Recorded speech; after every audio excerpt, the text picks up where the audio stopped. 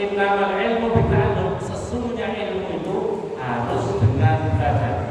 Jadi seseorang bisa mendapatkan ilmu kalau mau belajar. Kalau orangnya santai-santai saja mau belajar, ya kapan bisa mendapatkan ilmu? Jadi untuk mendapatkan ilmu harus dengan upaya. Upayanya apa? Belajar. Wal ilmu bita'allum, dan mempunyai sifat santun juga harus dengan ta'allum, melatih diri untuk mempunyai sifat santun. Jadi Rasulullah SAW menjelaskan di sini, wal ilmu bita'allum, sifat apa ilmu, sifat apa ini? Santun juga harus ada upaya, harus ada melatih diri apa itu untuk mempunyai sifat santun. Wa man yatahayyar al-khair yuqtahu. Barang siapa orang itu memilih hal yang baik, maka orang itu akan diberi oleh Allah Subhanahu wa taala. Jadi barang siapa orang itu memilih dalam kebaikan, maka orang itu diberi oleh Allah. Wa man yataraqqa syarr yuqtahu. Barang siapa menjaga diri daripada kejahatan, yuqtahu, maka orang itu dijaga oleh Allah Subhanahu wa taala. Jadi yang penting di dunia adalah perlu harus ada upaya. Ingin belajar ilmu, ingin mendapatkan ilmu harus belajar. Ingin mempunyai sifat santun, sifat-sifat yang baik. Kalau kita gambarkan yang baik, berarti sifat yang baik harus ada upaya. Harus ada upaya mempunyai sifat santun. Menjadi orang baik juga harus ada upaya, harus ada kesungguhan. Sebab manusia itu, nafsu manusia itu, kalau Imam Ghazali mengatakan ini menggambarkan nafsu manusia itu selalu bergelora. Nafsu manusia itu selalu bergelora.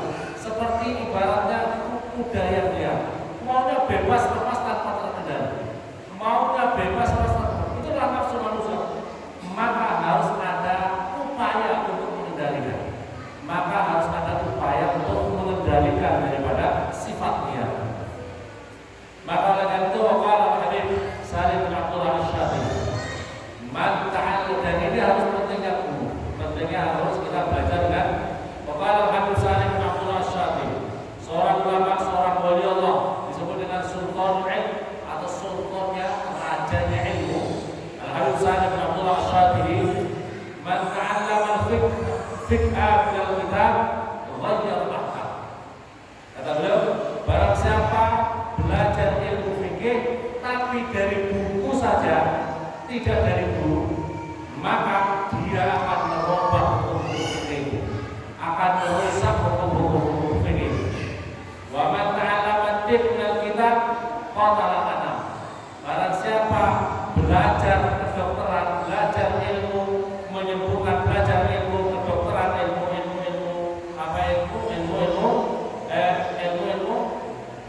pengobatan, ilmu pengobatan tapi dari buku saja tanpa petunjuk guru, maka dia akan membunuh orang. Karena apa yang menguji dengan kata dia menggunakannya, tapi mungkin dia tidak mengerti apa itu resep yang sesungguhnya. Waman ta'allama al-furq min al-kitab ghayyara al-layali wa ayyam. Barang siapa belajar ilmu perbintangan, ilmu falak, tetapi dari buku saja tanpa guru, maka akan berpotensi merusak apa itu, merubah apa itu hari-hari dan malam. Wa man ta'allama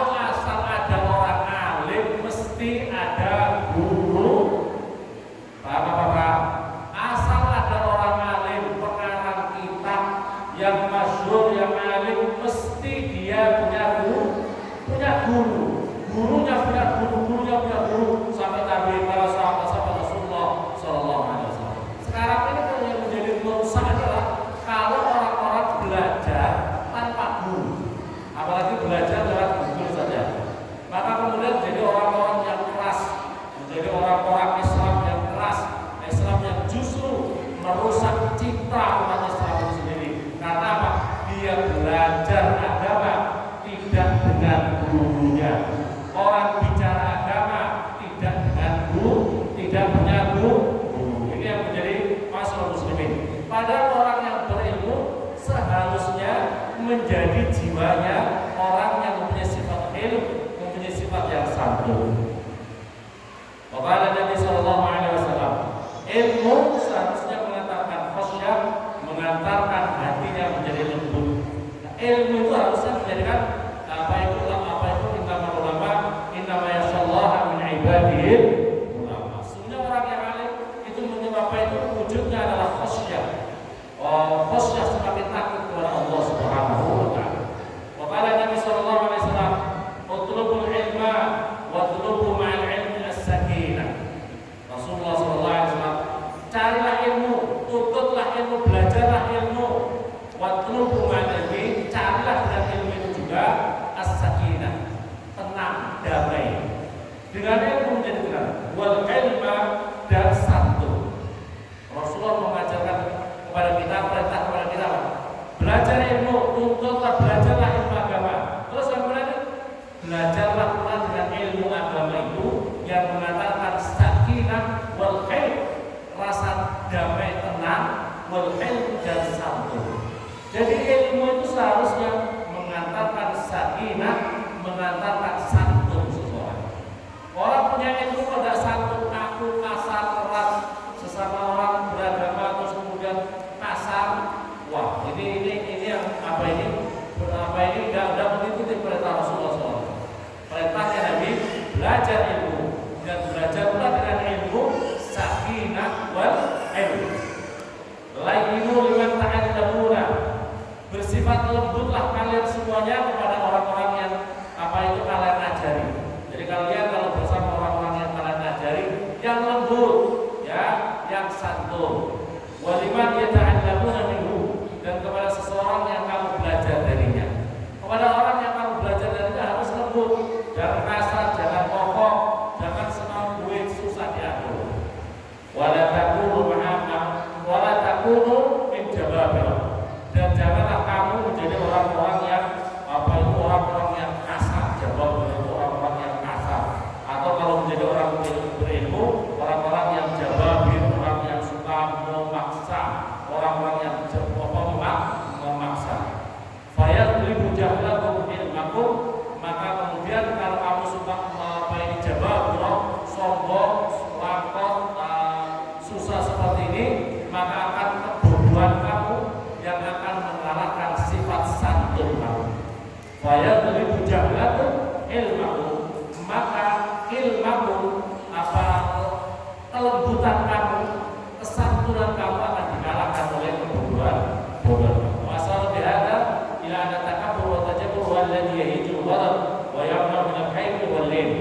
Dan di dalam hal ini Rasulullah memberikan isyarat kepada kita bahwasanya sesungguhnya sikap takabbur, sikap tajabbur, sikap tajabbur itu adalah yang menggerakkan sifat pemarah, yang mencegah dirinya dari sifat ilm dan sifat yang lembut. Wa kana min du'a sallallahu alaihi wasallam, Rasulullah mengajarkan kepada kita doanya Rasulullah sallallahu alaihi wasallam, Allahumma aghnini bil ilmi wa zayyinni bil ilmi wa akrimni bil taqwa wa jammilni bil afiyah. Rasulullah mengajarkan begini, ya Allah, anugerahkan kepada kami, kepada saya, kayakanlah, cukupkanlah kami dengan ilmu. Aghnini bil ilmi wa zayyinni bil ilmi, hiasi diriku dengan sifat santun. Jadi orang kalau sudah punya ilmu, seharusnya yang kedua adalah mempunyai sifat santun, dan itulah Rasulullah. Rasulullah mengajarkan seperti ini. Pertama, kita punya ilmu, yang kedua harus mempunyai sifat hilm, mempunyai sifat santun. Wa akrimni bil taqwa, dan muliakan kami dengan menjadi orang-orang yang bertakwa. Wajammilni bil afiyah, dan baguskan diriku dengan afiat atau kesehatan. Ini yang penting di dalam ilmu, hilm, takwa, afiat. 4 perkara perkara ini yang seharusnya kita upayakan. Punya ilmu, punya sifat santun, punya takwa, punya kesehatan, punya kesehatan. Ini yang perlu diminta kepada Allah Subhanahu wa taala, dan itulah yang diajarkan Rasulullah sallallahu alaihi wasallam. Maka Abu Hurairah radhiyallahu anhu qala Nabi sallallahu alaihi wasallam, "Ibtahu rifa'ah indallah." Rasulullah mengatakan, carilah apa itu ketinggian derajat kamu di sisi Allah. Terus para sahabat bertanya, "Wa ma ya Rasulullah?" Apa ketinggian derajat di sisi Allah itu ya Rasulullah? Tasilu man qata'aka wa tu'ti man haramaka wa tahrumu man jahila alaih. Cari kedudukan yang tinggi. Pertama, menyambut orang yang memutuskan kamu, memberikan orang yang menghalangi, mengharamkan kepada kamu, menghalangi kepada kamu. Wa tu'ti man haramaka. Wa tu'ti man haramaka, memberi kepada orang yang menghalangi kepada kamu. Wa tahrumu man jahila alaih, dan bersifat lembutlah kamu, bersifat santunlah kamu kepada yang bodoh, yang bersifat jahil kepada diri kamu. Kalau ada orang bersifat jahil kepada kamu, kamu harus bersifat lembut. Waktu dimakamkan, memberi kepada orang yang mengharamkan kamu. Maka ini yang contohkan para ulama-ulama. Contoh adalah Syekh Muhammad Alawi Al-Malik Al-Asrifkan. Beliau itu seorang ulama besar, seorang habib, ya, seorang waliullah. Gurunya, salah satu gurunya Kiai saya, gurunya Syekhina Maimun Zubair, itu adalah syarat-syaratnya termasuk adalah dari Syekh Muhammad, karena dia adalah sesungguhnya putra gurunya, karena Kiai Maimun adalah berguru sama abahnya dan juga kepada Syekh Muhammad, ya, kepada Syekh Muhammad. Belum pernah ada seorang Syekh Muhammad itu pernah ada orang yang bahkan dibuka di lewat koran, bahwasanya orang ini membenci Syekh Muhammad itu, mengkafirkan, memusyrikan, menyesatkan Syekh Muhammad. Dikatakan sejelek-jeleknya. Tapi Syekh Muhammad itu santai dan tenang. Kemudian suatu ketika beliau berziarah menemui orang ini, tapi orang ini tidak pernah ketemu sama Syekh Muhammad. Assalamualaikum warahmatullahi wabarakatuh. Ada namanya? Iya betul, saya namanya. Beliau itu membawa satu tas koper isinya uang semuanya. Saya hadir di sini mau berterima kasih, mau bersedekah kepada Anda. Langsung dikasihkan, langsung ditinggal. Orang ini siapa ya? Ini siapa? Ada orang membawa tas isinya uang semuanya, dikasihkan sama orang yang orang itu mencerca, mencaci maki, menjelek-jelekan Syekh Muhammad. Tapi Syekh Muhammad itu bukannya marah, bukannya membahas kemarahan, tapi justru memberi uang. Orang ini malah diberi uang banyak. Terus kemudian orang ini cari dia lari mengejar Syekh Muhammad. Kalau jelas kamu apakah Syekh Muhammad? Iya betul orang itu terima meminta maaf sama Syekh Muhammad. Jadi itulah akhlaknya para keturunan Rasulullah itu. Kalau dicaci maki, dicerca, justru orang yang tidak percaya itu malah dibaiki, malah diberi sedekah, Itulah sifatnya, masya Allah, Syekh Muhammad Alawi Hasan. Wakala Nabi Sallallahu Alaihi Wasallam, khamsun min sunanil mursalin. Ada 5 perkara yang menjadi salah satu sunnahnya para utusan-utusan Allah, para rasul-rasulnya Allah. Yang pertama al-haya. Yang pertama sifat para mursalin itu mempunyai rasa malu, malu. Orangnya ini malu. Al-haya minal iman. Rasa malu itu adalah bagian daripada. Kalau orang sudah tidak punya malu-maluin, segala macam diambil, segala macam tidak punya malu, maksiat segala macam. Orang kalau sudah punya malu itu adalah bagian daripada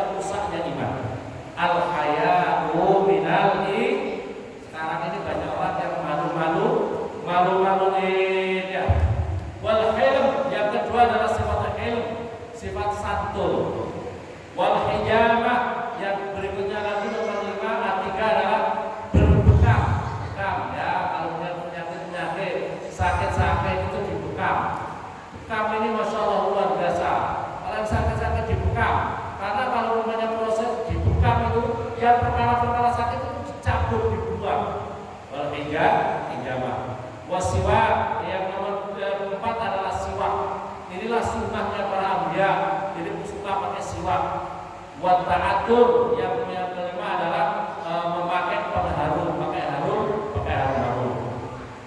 Wa qala rajulun min muslimin. Ada seseorang daripada orang muslimin itu dia mengatakan begini, Allahumma laisa indi shadaqah. Dia orang fakir. Ya Allah, dia itu kalau berdoa gini, Allahumma ya Allah laisa indi shadaqah atas satu biha. Fa in rajulun asaba min 'irdi syai'an fa huwa 'alaihi shadaqah. Ya Allah, saya ini tidak ada harta benda yang saya sedekahkan. Ya Allah, saya pokoknya siapa saja seseorang yang menjatuhkan martabat diri saya, menjelek-jelekan saya, ngerasani saya, mencemooh saya anggap itu adalah sedekah saya ya Allah. Ini orangnya begini saja. Saya tidak ada yang aku sedekahkan. Tapi biarin aja kalau ada orang-orang yang menjelek-jelekin saya, pokoknya orang menjelek saya itu, saya anggap itu adalah sedekah buatnya. Saya anggap sedekah buatnya. Maka kemudian Rasulullah sallallahu taala ila Nabi, maka Allah memberikan wahyu kepada Nabi Muhammad sallallahu alaihi wasallam, "Inni qad ghafartu lahu." Wahai Muhammad, aku ampuni doa apa itu orang itu karena doanya tadi. Karena doanya aku sudah ampuni dosa-dosanya. Jadi kalau dalam pandai bersedekah, pandailah apa ini kita mampu menahan diri, mempunyai sifat lembut, bersabar, ya. Waqala sallallahu alaihi wasallam, Rasulullah mengatakan begini, ayu jizu ahadukum ayyakuna ka'abi dhamdham. Apakah kalian semuanya tidak mampu seperti Abi Dhamdham? Kata Rasulullah. Apakah kalian tidak mampu seperti Abi Dhamdham? Para sahabat bertanya, "Qalu wa ma Abu Dhamdham?" Para sahabat, siapa Abu Dhamdham itu ya Rasulullah? Qala rajulun min kana qablakum kana idza asbaha yaqul. Yaitu Abu Dhamdham itu ketika pagi dia mengucapkan seperti ini. Kalau Allahumma inni tasaddaqtu al-yawm bi'ilmi ala man dhalamani. Dia doanya gini, Allahumma ya Allah inni tasaddaqtu al-yawm bi'ilmi ala man dhalamani. Ya Allah, saya bersedekah pada hari ini dengan harga diriku, dengan muruahku, dengan harga diriku atas orang-orang yang mendolimi diriku. Jadi orang kalau ingin diangkat semakin tinggi derajatnya di sisi Allah, semakin banyak orang yang mendolimi tapi dirinya sabar, maka orang itu akan dinaikkan semakin tinggi di sisi Allah SWT. Dan ini sebagaimana Abi Dhamdham. Abi Dhamdham kalau pagi, ya Allah, pokoknya siapa saja hari ini aku sedekahkan, siapa yang menjatuhkan martabat diriku, aku sedekahkan dosa ini. Ya kata Rasulullah. Apakah kalian tidak mampu seperti Abi Dhamdham? Ini kata Rasulullah SAW. Bagi Nabi Ta'ala, maka oleh karena itu di dalam keterangan media disebut orang-orang yang Rabbani itu siapa? Jadi orang-orang Rabbani itu siapa? Kata keterangan Ihya Ulumuddin itu adalah Rabbani wa kuntum tu'allimuna al-kitab wa kuntum tadrusun. Di dalam surat Al-Imran 79, Rabbani itu siapa? Rabbani itu adalah orang-orang pengabdi kepada Allah, ainal ulama al-ulama. Orang Rabbani itu adalah orang-orang yang lembut, orang-orang yang santun, orang-orang yang berilmu, yang santun. Jadi kita ini yang penting yang diupayakan adalah bagaimana menciptakan orang-orang yang Rabbani. Rabbani itu adalah orang-orang yang santun, orang-orang yang berilmu tapi santun. Masyaallah muslimin. Maka oleh karena itu pendakwah yang sukses itu adalah pendakwah orang-orang pendakwah yang bersungguh-sungguh istiqomah tapi didasari dengan kesantunan, tidak kasar. Seorang apa itu Amirul Mukminin, namanya Harun al-Rasyid. Pernah ada orang apa itu tokoh agama, tapi tokoh agama ini terkenalnya orangnya kasar. Suatu ketika, wahai Amirul Mukminin, saya mau kasih nasihat sama kamu. Ini orang yang wahai Harun al-Rasyid, saya mau kasih nasihat sama kamu. Tapi maaf ya, maaf. Kalau saya ngomong mesti keras, kalau saya ngomong mesti kasar. Maka kamu harus bisa menerima apa nasihat-nasihat saya. Katanya Harun al-Rasyid, kalau kamu mau menasihati saya dengan nasihat-nasihat yang kasar, lebih baik kamu tidak usah memberi nasihat. Kalau kamu memberi nasihat dengan kasar, lebih baik kamu tidak usah memberi nasihat. Ketahuilah, tidak ada kenapa ini sekarang ini kamu tidak lebih baik daripada Musa dan Harun. Musa dan Harun adalah seorang rasul dan seorang pendakwah, dan saya tidak lebih jelek daripada Fir'aun. Saya tidak lebih jelek daripada Fir'aun. Ketahuilah Allah Subhanahu